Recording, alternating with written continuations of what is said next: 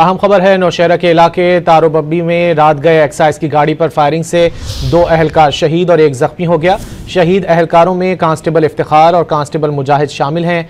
5 गोलियां लगने के बावजूद जख्मी अहलकार ने गाड़ी LRH पहुंचाई। शहीद अहलकारों की नमाज जनाजा मलिक साद शहीद पुलिस लाइन पेशावर में पूरे सरकारी एजाज़ के साथ अदा कर दी गई।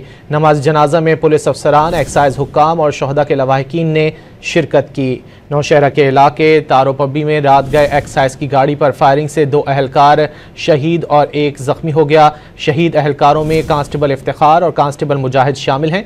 5 गोलियां लगने के बावजूद जख्मी अहलकार ने गाड़ी LRH पहुंचाई। शहीद अहलकारों की नमाज जनाजा मलिक साद शहीद पुलिस लाइन पेशावर में पूरे सरकारी एजाज़ के साथ अदा कर दी गई। नमाज जनाजा में पुलिस अफसरान, एक्साइज हुक्काम और शहदा के लवाहिकीन ने शिरकत की।